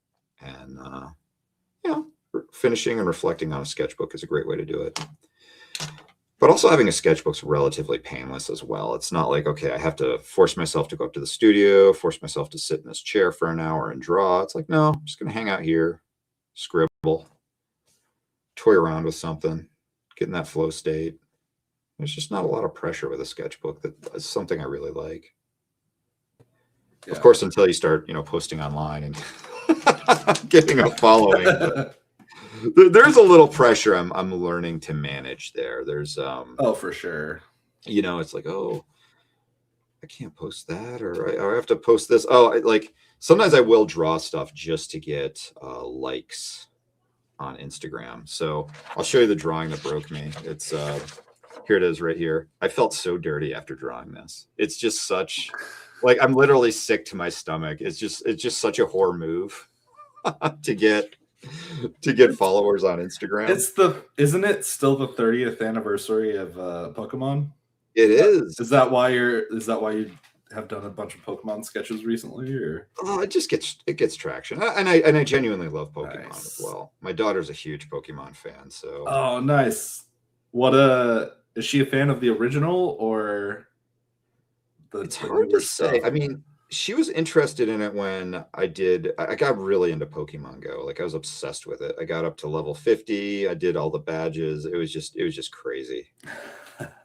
And I think, when she was super young, probably 8 or 9, we were doing Pokemon, and I'd drag the kids out with me and they'd be all excited to go Pokemon hunting. And she had her own account, and then, she just sort of got into Pokemon from there, and just been really into it. So. But yeah, it's fun. So there he is, our arms dealer. And I think he's a pretty solid character. I like him. Maybe we'll put some arms on his back as well. Maybe, okay, he's got little lights on his head. I might put I got to do some research on, those lights that you mount to something. Oh, I think a lighting rack or something like that. Yeah. And because my interpretation of it gets a little stale. You know what I would love to see? The kind of robots that are coming to the arms dealer. Oh yeah, they're just, well, we'll draw one. Maybe we got this one guy's. So we'll draw the next guy. There's like, I like the idea. I want to make a happier robot, just like some guy who's like in from the robot country into the big city. And he's like, well, I'm missing out. It was actually the one I was thinking of is doing like a robot version of the Black Knight from Monty Python and the Holy Grail. Oh, my kids just watched that for the first time. Oh, such a great movie. Just a scratch. It's just a scratch. These guys are so clever. Man. See, that's the kind of movie that we need. Do you have hope for the new Spaceballs movie? Do you think that'll be good? I don't want to say. Yeah, I mean, who knows? But maybe it'll be good. But I got a bit of remake fatigue. Like, I'm really craving something novel and new. And I think if someone's wants to see the new Spaceballs, I think that would be cool. But I don't know. It's hard to say. But I don't know. I'm just super into manga right now. There you go. I really like it. They just do crazy stuff. They do. And it's just fun. And I'm studying it, trying to make my own. And it's just I like it because it's just a low cost way to tell a story. It's just black and white paper. It's like, okay, let's just go tell a story. We don't need a gazillion-dollar budget or some crazy producer. We just me up in my room, developing bad posture and making stories. Oh man, saying what I want to say. Okay. Let's see. I've got another question. When designing a robot, how much do you think about function versus form? Do you find that focusing too much on a robot's function makes its design boring? No, sometimes function can be really exciting. Yeah. Function's very cool. Mechanical movement's very interesting. But this robot right here, I mean, there's a lot of cheating. That's the beauty of drawing a robot, is you can really cheat the function. Mm-hmm. Right here would be more of a ball joint in this area right here. But I'm not drawing it like that. I'm not designing that. But then sometimes, yeah, you want to explore that. And part of it is, the economy of time in your work is so important. Let's throw some marker on this guy. And then, economizing your time, it's like, how much do you want to solve? How much is enough to convey what you need to convey? Because, you can go pretty nuts. So let's see. I'm going to get some graphic shapes in here.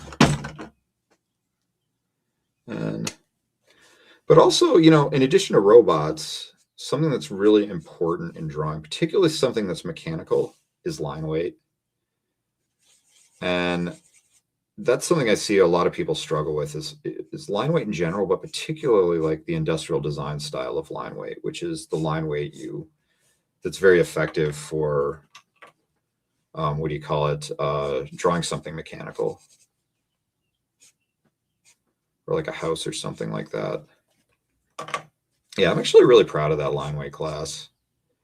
That was like I actually mean it, like the trailer. That's not just a selling point. Like I really wish I had that class 20, 30 years ago. I would be so much further ahead in my artistic journey. I don't know why it's such a neglected subject. Because in the robot class, I do cover line weight. And I've had people come up to me and they're like, dude, I've been looking for this for like ever. The 3 line weight method teaching. Everyone's like, okay. I've been wanting that for like all my life and no one's had it. I'm like, okay, well, here it is. But it's those things. It's important to like take classes just to speed up your journey. Some people are resistant to taking classes, and I think I get why. But yeah, just sit down, casually check it out. You don't have to do the assignments, though I'd recommend it. But all right. There we go. So I'm gonna throw your line weight course on screen for a second while you also answer this question. All right, let's do it. Let's see. What's your tips and advice on creating an appealing line weight? Well, it really comes down to, I start my line weight class. Let's see, do I have a circle template close by? It's just out of reach. So, one of the biggest tips and concepts is, let me see if I can find a page that I can destroy. So I'm like, I have such limited sketchbooks. I try not to waste them. So yeah. Like, they don't make these anymore. Each page is precious. Okay. So the biggest concept for line weight is consider that you're drawing a form. You're not drawing a shape. So, when my teacher went up to me, he goes, Len, draw a circle or draw a sphere. And I drew this. And this has no line weight in it. But instead, if I drew, he's like, no, draw it like this. And he put like a highlight in it, like right here. And he's like, okay, now you're thinking about form when you're drawing. And that's the biggest tip for line weight is consider form and value structure when you're drawing. Something I'm going to do pretty soon is just a quick way to do atmospheric perspective with line weight. And basically what it is, if you guys know what, value range is like in the foreground, you have the largest value range, you have your darkest darks and your whitest whites in that area. But as you go further and further away, your value range narrows, your value structure narrows. And so, if you lay your line weight out as if they're values, have less line weight variation in the far background, but also open up your lines a lot as well. And yeah, opening up your lines, I think, is one of the more important things to do in line weight. Like, just naturally how our eyes see things is edges just naturally come in and come out. Your edge economy is so important to drawing. And if you close all of your lines, your your edges aren't going to look as realistic. Like in here, like in this area, I left lines open. Right here, there's an open line. Here, just find anywhere where you can open the lines. Like right under this eye, there's no line. Finding those areas not to draw the lines is actually worth more than drawing a line. And yeah, that's very important. Is that your kid or my kid? I think it's my kid. Excellent. Yeah. It's funny. Like I like kind of like the post-COVID world where like just kids are just part of business now. Like no Yeah. who cares? I was like, yeah. Like, oh, so yours or mine? It's like every day is bring your child to work day. Right. COVID was intense, man. That was intense having Did you find that COVID as an experience changed your art in some way? Or did it have an impact at all? I was drawn and working a lot during COVID. Mm-hmm. It was probably the busiest year I ever had. It was weird going into the pandemic, and I thought I'd be out of work for a year or two. I really did. I had some other, potential businesses I could have done and stuff like that. And instead it went the other way. It was just the busiest I've ever been in my life. And so I think just by virtue of the fact that I was working more and just practicing more, it probably improved me as an artist. I don't know. COVID was weird, man. It wasn't a fun time because I remember working as hard as I was at the beginning of COVID, and all I wanted to do was just kind of sit and just contemplate what the hell was going on. But instead I'm working, 80-hour weeks. And yeah, it was a weird time. Yeah, it was, yeah, I don't know that it changed me that much. I mean, I definitely like something I noticed from COVID is everyone just sort of like their mental health just kind of went down a gear on average. I remember that being the thing. Everyone's just like a little bit more bummed. Everything's just a little bit more heavy. Yeah, I think for a lot of people that's true. My COVID experience is kind of weird. Because my wife got pregnant at the time with our first. Okay. And we were living in San Diego at the time, and we decided to, since we were going to have a child, we were like, well, we can't afford like the homes in San Diego, so we're going to go across the country to where we could afford. So we drove all the way out to Virginia, where my wife has family, and so we moved across the country during COVID. That's savage, man. Yeah, it was a wild experience. And then we stayed there for about a year and a half. And then my wife got really homesick, and then we moved all the way back to California. I don't recommend it. Yeah. Yeah, it's sort of crazy how that whole thing worked. I mean, like, what was it like going across the country, like when everyone's just hiding indoors? I mean, it was kind of weird because, you don't want to socialize with anyone. So, Yeah. I just remember at gas stations, everyone was just kind of minding their own business while we pumped gas really quick with the masks and everything. And then we'd get in the car, and then we just, continue driving. So I didn't notice too much of a change during our road trip, but I know when we got to Virginia, we wanted to, lock down because we had a newborn. We didn't want them to get COVID. So we just kind of sheltered in place at our house. And, it was brutal, but not because of COVID. Like it was just because I didn't really have to think about COVID too much, just because like we were just so focused on trying to take care of, a new human being. Yeah. And I had no experience whatsoever doing it. They don't give you a manual. So no, it's kind of I was completely distracted during COVID. Yeah, there's definitely more focus. I mean, I look back on COVID, I had my 3 kids, and they were, relatively older. I think my youngest might have been 5. And it's just a weird time. It's just kind of heavy. The uncertainty was very odd.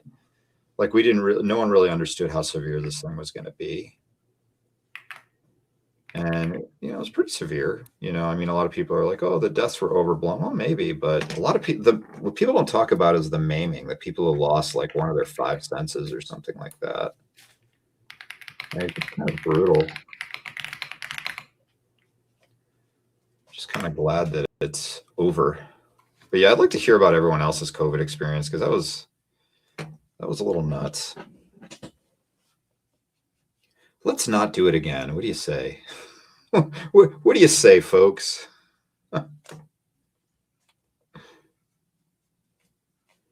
Yeah. But yeah, it was a challenging time. I remember just before lockdown. It's funny because I was at Toy Fair 2 or 3 weeks before lockdown at the Javits Center in New York City, and you were hearing whispers of COVID, but there's nothing confirmed yet. And I remember walking around the Javits Center and people were laughing and joking about this new COVID variant. Watch out, it might be COVID. And then 3 weeks later, we're all hiding in our houses. It was so weird. Yeah. Just like, yes, those are the memories. Yeah, but I got to tell you, man, Generation Alpha, you younger generations, man, you guys, I don't know. I'll be honest with you. I have extreme faith in Generation Alpha. I don't know, man. These guys, they're just Generation Alpha? Alpha's like in what? They're like in middle school right now, the oldest ones? Yeah, like these younger guys, and then these folks coming up. I don't know, just kind of like, I don't know, maybe like 12 to maybe 25. They're just different, and I think in a very good way. I think each generation has their positives and negatives. Yeah. I think the thing that I worry about with the younger generations coming up is like lack of social skills, and there's already like a friend crisis, like epidemic. Yeah. And so I don't think that's going to be really good for anyone's mental health. Like everyone's turning to like AI chatbots to kind of fill in that gap. Well, that generation, these younger kids, they seem to be doing something that we didn't do, and that's, I think they're forming a stronger ethos about discretion with technology than we ever did. Because we just embraced everything. We're like, take it on. And these guys are like, I think we might be going a little nuts. I think Gen Z is doing that. Yeah. Yeah. And some millennials for sure. There's definitely kind of like an anti-tech, anti-brain rot movement, I think. Yeah. Up. But yeah, I still worry about the lack of social ability. Sociability. Yeah. Sociability. I Yeah. have faith in them though. I honestly do. Like, I'm very excited to see what their generation's going to come up with. I think they're going to have a very interesting perspective. I mean, this is a perspective that just like keeps getting knocked in the teeth, and eventually they're going to just own this. They're just going to take ownership of whatever the heck this world is, and I'm very excited to see what they do. That's why I encourage them to like take on these projects. I want to know what their perspective is going to be, because I just couldn't imagine like all the wacky things that they've been exposed to in their short lives and how that's going to shape them. And I don't know, I have more faith toward a more exceptional outcome, but something that's very different. I think. Oh yeah. Yeah, no, I'm always like positively optimistic when it comes to humanity, but it's always like a bumpy ride, right? Yeah. Towards progress every generation, I think it's always so weird when it comes to technology. It's all about the trade-offs that we're willing to make as a species. Yeah. As we progress with new stuff. Yeah, I think that these new kids are going to have more discretion and more skepticism about technology than we did. I think it's time. I really do. So what you're saying is the guy that sketches robots is going to to be the leader against the robot uprising, right? This guy? Yeah. Oh no, that'll be my Are you son. gonna lead us? No, that'll be my sons, Kyle and Connor. I named both my sons after Terminator characters. I was just about to ask. Yeah, Wow. that was not a mistake, folks. Okay. Yeah, they're ready to throw down should these large language models get out of hand. They're ready. Yes, it's sort of funny. Like I wanted my kids to have like a science fiction name, and of course, my wife wouldn't allow me to name my son Luke.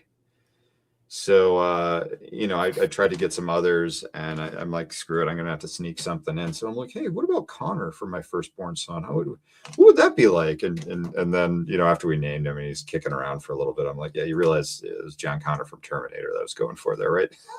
Like, dang it. That's funny. And then my son, my youngest kid, name him after Kyle Reese. So that's so funny. My firstborn, we named him because my wife really wanted the middle name. I guess Kirk is a family name on her end. Oh, that's great. And so my son's first name is James, and then he's got a hyphenated middle name, Tyler Kirk. Nice. No Tiberius. He's go all the way. No. I couldn't do Tiberius. So yeah, his name is technically James T. Kirk. Yeah. No, that's crazy stuff. So yeah, I think I'm gonna use this guy. This is gonna be a throwaway character. So this guy's gonna be, right here. We'll use this guy as reference.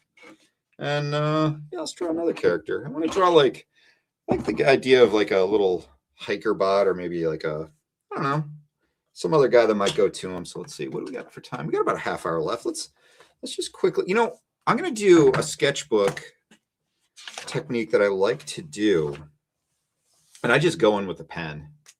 So if my friend with the eraser is still here, I challenge you to do this technique, and it's just go in with a pen and just draw the dang robot. So no erasing, no laying out, just draw it. So I don't know. So let's see if we can do it. Kind of like pretend we're Kim Jong-ji for a second. I like to pretend. And let's see if we can just draw this robot just with lines. And we're not going to use a lot of line weight. This is an interesting line weight exercise as well, because you have to depend on opening your lines to really get line weight, because this pen has very fixed line weight. So you really have to depend on leaving these little dots in there to communicate form in your line weight. And that's really what you want to do with your line weight, is complement and communicate form. And I talk about hatching quite a bit too. Hatching is very important. And the most important part of hatching is it's not your value structure. It's not getting your values right. It's tracing the contour of the object that you're applying hatching to. That's the most important part of hatching. And, we emphasize that quite a bit in the line weight class. So, get those things done.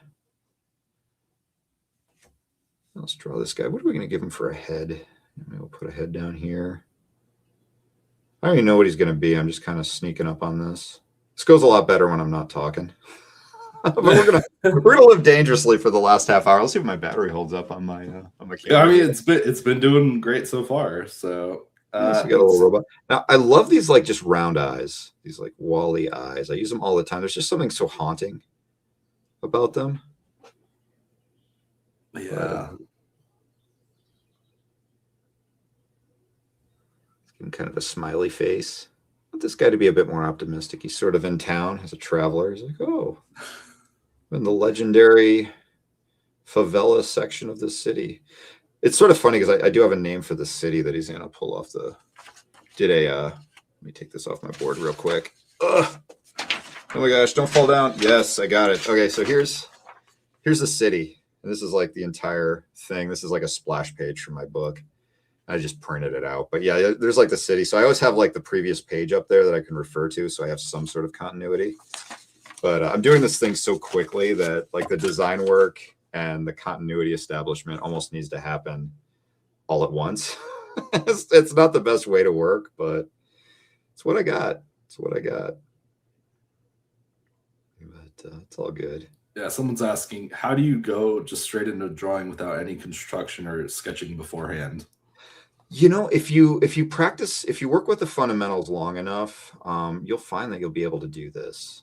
And it takes a while to get there, Hmm.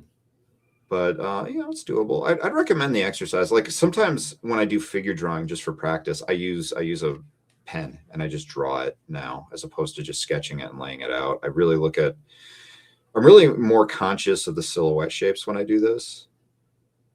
And it's just, I don't know, there's something.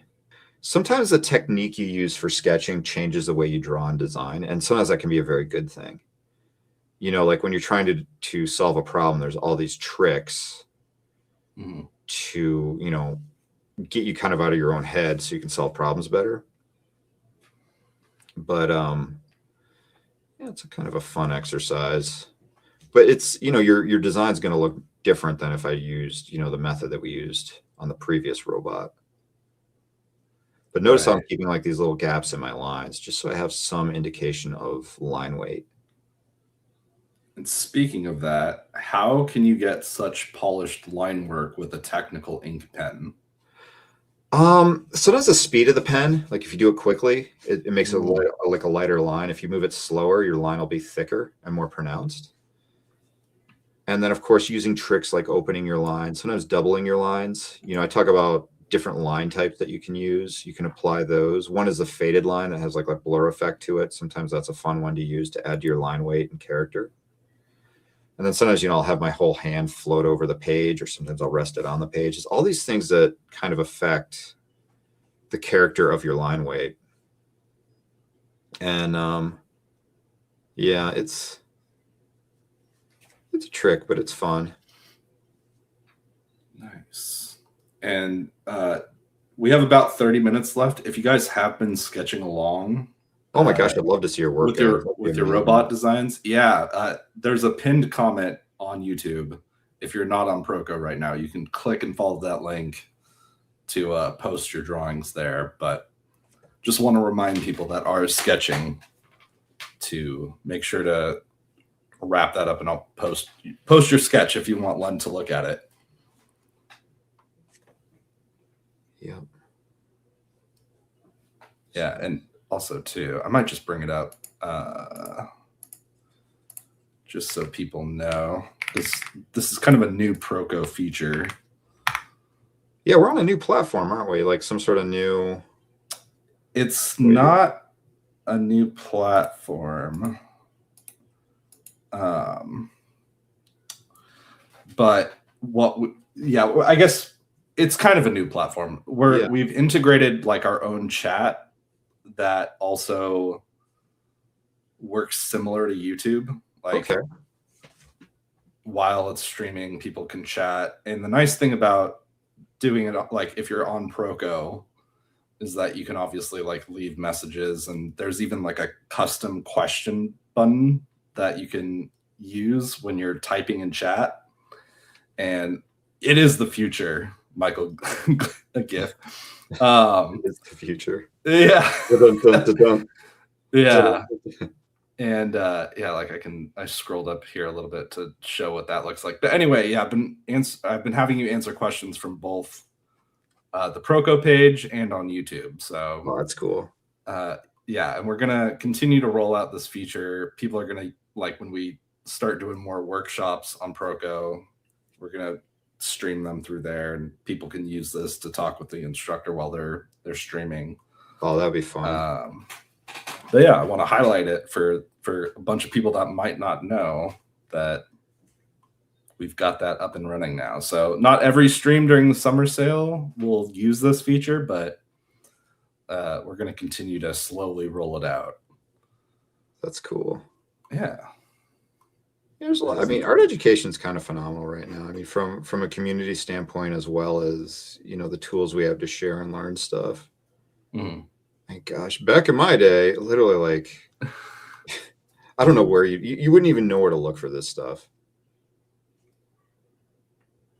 That's something that's really great about the internet, is just how it's been insanely great for art education, and it shows. I think the level of artisanship has really gone up. Oh yeah, for sure. So really the only real limiting factor is just, I guess, your ambition. I suppose talent, but I think grit is also part of it too. grit's huge, man. Yeah. I think a lot of artists get discouraged before they. I always think of the meme of the person that's like got a pickaxe and he like is so close to striking a diamond and then he walks away. I don't know if you've seen that image, I but have.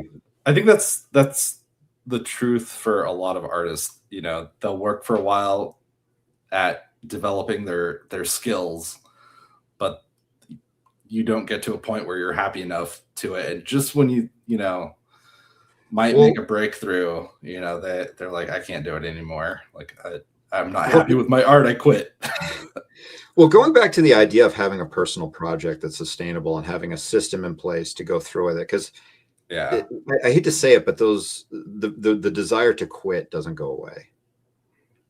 Or at least it hasn't for me. I have days where I'm extremely discouraged, but I stay committed to the process and to what I've agreed to do every day. And improvement happens. A consistent work ethic is really, I can't emphasize it enough, guys.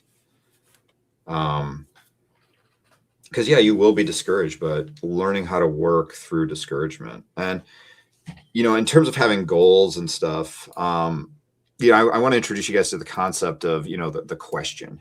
And I think this is the question that I think everybody has a question in their life that they really owe it to themselves to answer, that question of, should I move to Colorado? Should I, pursue this project? Should I do this? You don't want to be on your deathbed never having pursued that question to the point of answering it, because it's not. I think people are afraid of failure, but I think in the full duration of your life, I think the thing that you should really fear is leaving an unanswered question on the board. For instance, I'm doing a manga. It's something I've wanted to do forever. I'm 50. I don't want to go to my grave not answering the question of A, could I have done it, and what would have happened if I did? That's a question I want answered in my life. And I think all of you have a question as well. I guarantee it. And I encourage you guys to answer the question. And really the answer is, could I or could I have not done it? And, right. And to answer your previous question, yes, you should move to Colorado. It's an amazing state. I'm staying put. I love it here. And I'm not biased whatsoever. Just because I was born there and lived there for a while does not mean I'm biased. It's just those Colorado boys. Right? Quit pressuring me. The Colorado evangelists. How long have you been in Colorado for? Me? Yeah, I guess I forgot that you lived there. I do not live in Colorado. No, I just chose a random place. Oh, okay. I'm in upstate New York. I am in never mind. The metropolis of Syracuse, New York. I also have another studio in Cape Vincent as well, because property is just like stinking cheap out here. It's like nothing. And I love Cape Vincent. It's where I grew up, and so kind of share my place at a little cottage out there. Nice. And but yeah, no, I have no desire to move to Colorado. I love being where I'm at. I love the St. Lawrence River. I love Lake Ontario. I love being like close to Canadian, but not an actual Canadian. I grew up like so close to Canadian culture, it's ridiculous. Do you hop the border at all? What's that? Do you hop the border at all to visit Canada from time to time, or? No, I legally go through customs. Oh. I do not want to endanger my ability to go to Canada. I love going to Canada. I have this one place. Oh gosh, should I tell you guys about it? There's this one. Okay. There's this beautiful island called Wolf Island. Oh, that sounds awesome. It is amazing. So here's what you can do. You can go to Cape Vincent, which is an amazing town. Okay. I love Cape Vincent. French Festival is coming up. And you can get on this ferry, and you get on this ferry, and then you bike across this like pastoral island. It's just this beautiful island full of farms and windmills and stuff. And you're out in the middle of nowhere. And then you go like 7 kilometers, Canada, and you go and you get on another ferry, and it'll take you to the city of Kingston, Ontario, which is an actual city. So you'll hop a ferry, go across the St. Lawrence, bike across this beautiful like pastoral island, and then there's a freaking city skyline waiting for you. And then you go into the city, and then I go to like the comic book shop, and I get Warhammer stuff, and then I have a secret beach which I actually got caught on a few years ago. A secret I have a bit of a trespassing problem. And then I hang out there all day and just chill and draw and read Warhammer 40K stuff and comic books. It's like I do it twice a year, and it's just like Christmas, man. Oh, I love it. That's great. I recommend those sort of wacky adventures to everyone. I think everyone should have those. Have that place. But yeah, it's a beautiful island. If you ever get out there to the St. Lawrence, definitely check out Wolf Island and Cape Vincent.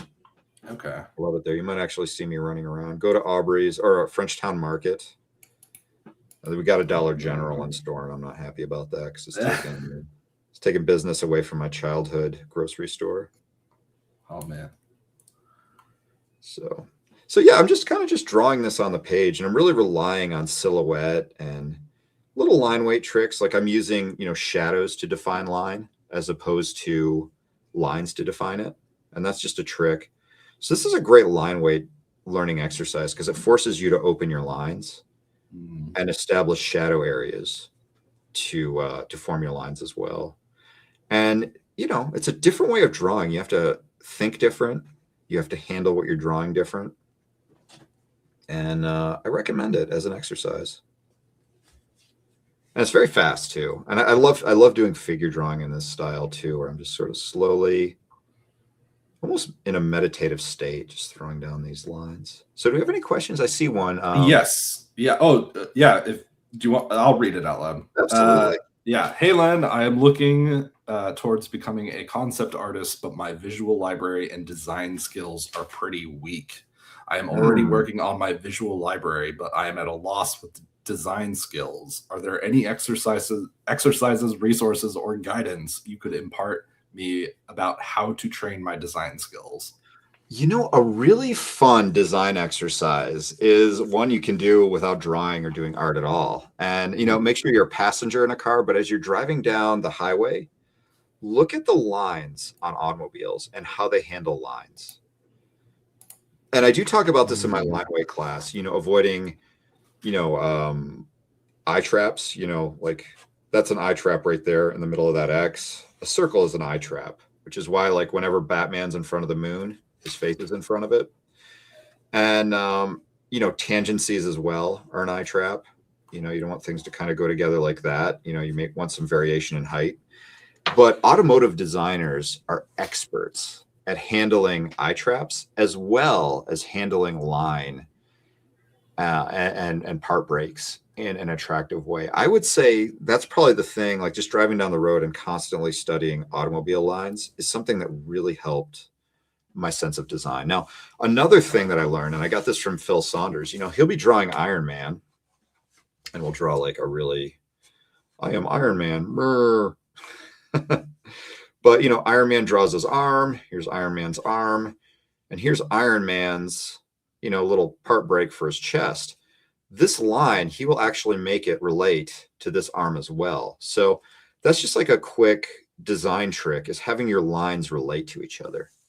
That's another design thing. So an exercise there that you could do is draw a sphere and start putting parting lines in it and figuring out how you're going to avoid tangencies and eye traps and stuff like that. Like right here, I'm just going to put in a shadow shape to avoid that eye trap and start messing around with that. You want to avoid tangencies. So like if I want this line to flow into this line, I don't want it to make a point. I'm going to curve it around so it hits it perpendicular. And that's just a great little exercise for helping learn design. And, study good industrial design and product design. Take an object and say, okay, this object needs to have, okay, so this circle needs to have an air intake. So we'll put some vents on it, needs an access port, and we need like a little opening a head could pop out, and try and figure out how to design and make all those shapes flow together. Highly recommend taking my robots class where we talk about making compelling surface topography. That's so important. I think that'll help you quite a bit. And yeah, I think I am going to do a class on that sort of design, because it's something that I see a lot of people need. So, some of the needs I see from my students right now is, just developing and maturing your hand skills. So doing the ream of paper exercise I talk about in the line weight class, and I talk about on Instagram, where you just get a ream of, copy paper like this, and you just do, straight lines on one side. And then on the other side, you do cubes and squares, and I'm drawing them really ugly right now, but, you do your basic forms, and you develop your hand, the deftness of your hand to make attractive lines. That's something I see a lot of students need to do. Another thing is, having an understanding of how to design and how to approach design is something else that's very important as well. So hopefully that's helpful, and don't worry, help is on the way. So stay tuned, my friend. Excellent question though. But yeah, study automotive design and the lines in them, and I think you'll be really intrigued. But not just the lines as well. Oh my gosh, I'm such a design nerd. You asked me this question, and now I won't shut up. Sorry. But also look at how they solve problems of like, okay, how do they make this gas cap integrate into the design? How does the shape of it flow? How does the surface topography leading to it flow into it? How are they handling the louvers in the front of the car? How are they handling the fact that, oh, this is an electric car and it doesn't have louvers? And how are they making it still look like a car and not super weird? So yeah, look at that stuff. It's really, really fascinating and fun. And I want to give this guy sneakers. Why not? Oh, also shoe design. Same thing. Same thing. Oh, this is an interesting question. Excellent. At 50, do you feel it's surreal that you are live streaming something which was unimaginable when you were 20? Honestly, no. Okay. Because we had science fiction kind of primed us to it, and technology has moved quite quickly in my life. But I'd say up until recently, it's been fairly gradual and adaptable. So yeah, it's not that surreal. I'd say what's surreal for me is the fact that I'm a Proko instructor. The fact that people want to look at me work and are interested in what I have to say. Because what's very surreal is I grew up in the country and I didn't have a TV. So I had like 0 screens growing up. And, getting a comic book, I'd have to walk literally 7 miles round trip to get one some days. And I would. I love comics. The fact that I got to meet Ian McKay and Doug Chang freaks me out, because I grew up in a place that was very rural. Art wasn't a thing. Like, when I wanted to do art, it was a pipe dream. There was no Proko. There was no, any of these other art platforms. Our art teachers didn't really know what they were doing.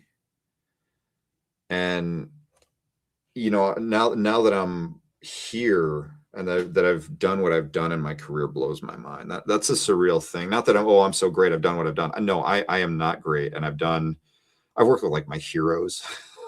I've worked on films.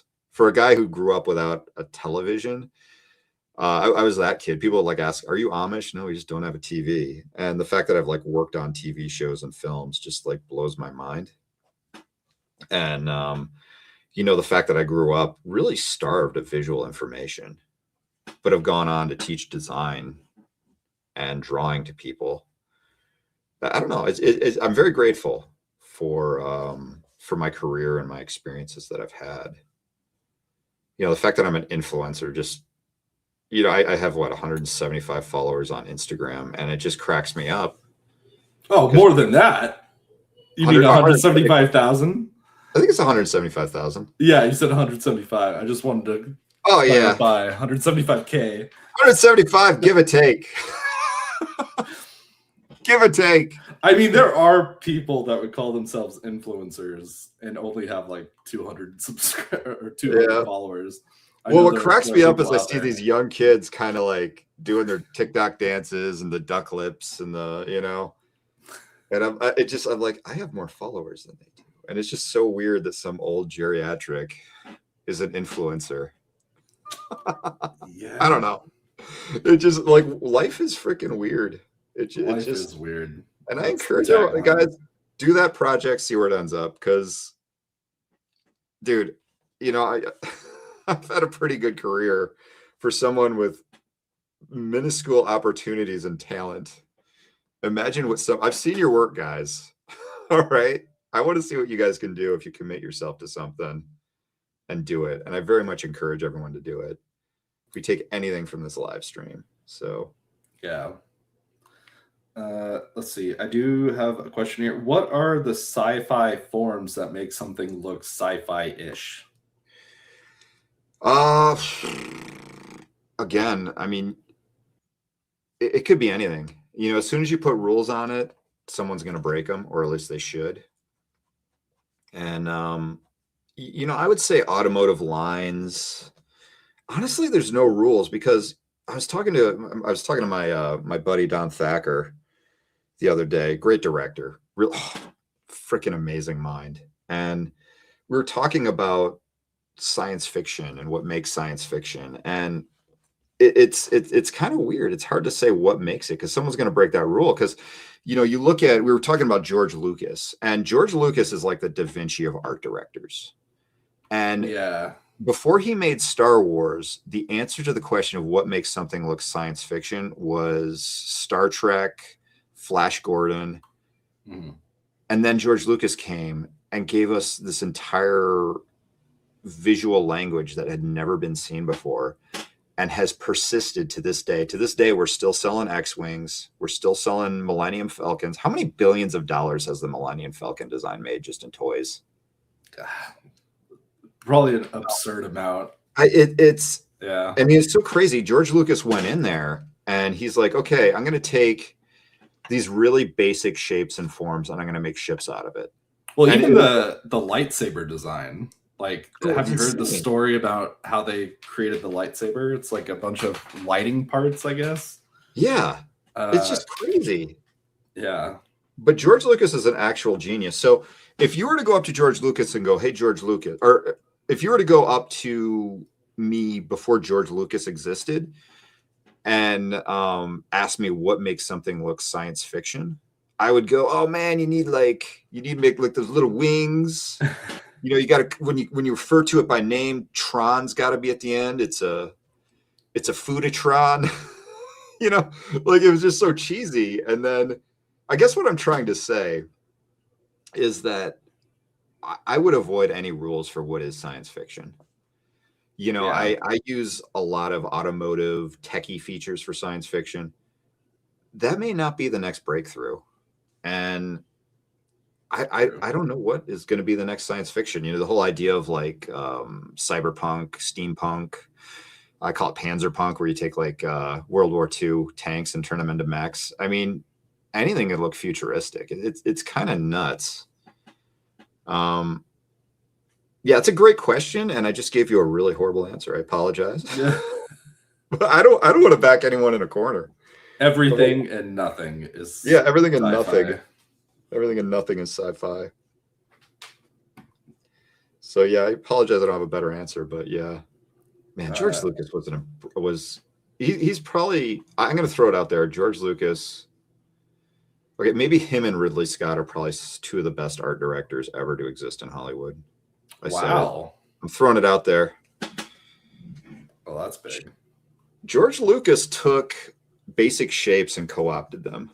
The H shape for the TIE fighter, the X shape for the X-wing, the Y shape for the Y-wing. He took all those basic shapes and just like, okay, I own them now. And he does. You know, it's like you cannot make a wedge type spaceship without going, yeah, George did that first. Okay. Was he the one that actually came up with the designs, or was it someone else? He put the stamp on it. Okay. That's the art direction. Yeah. Yeah, I mean, the ability to direct artists is so good. Like sometimes I'll be working with a director or a producer or something. I'll just like, oh, just make something cool. And it's like, then my industrial design brain kicks in. It's like, okay, how's this going to fit in the story? What's the tone? What's the function? What's happening in the scene? What are we trying to convey narratively? Where's this going? There's all these things. You can't just go make something cool. It's like color theory. You can't just have a cool color. It's the colors around the color that make the color cool. So when you're designing something, design it to the context of what it's being designed to, and that's what's going to make it relevant or cool. Or maybe the other thing, maybe you want to design something so the things around it are cool and not the thing that you're designing. That's also another thing that you want to think about. So, but yeah, there's a lot to be said about design. But here's our little traveler. I think I got to redesign his face, but let's redesign his face. What the heck? But yeah, this is just kind of throw it on, just throw a pen on there, and it's kind of fun. So I'm going to mess with his face. Let's see. Looks a little weird, a little clownish right now. And something about robots is, if you do figure drawing, there's the temptation to use human proportions in your design. And I caution you not to trap yourself in that regard.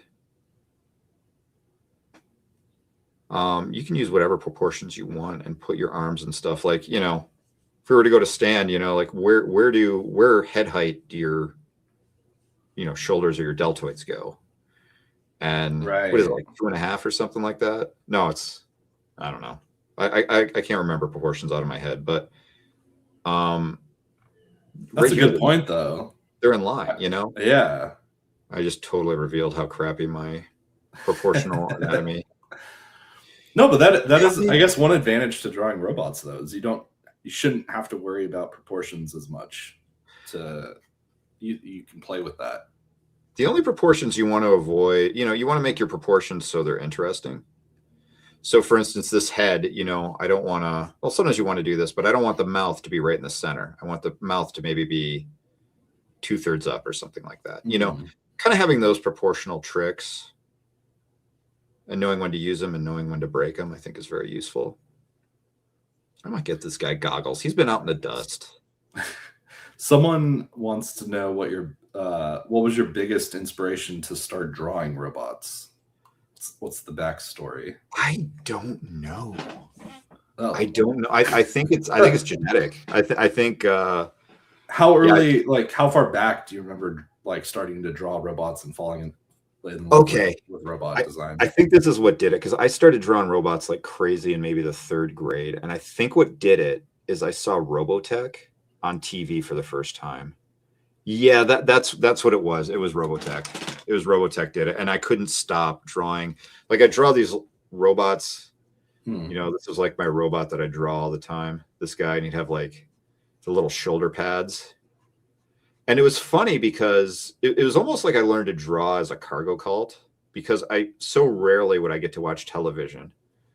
I learned to draw this robot from, and I draw the arms like cubes or cylinders. So like some arms would be like this, and I have like a little ball joint in there, or some would be just cubes.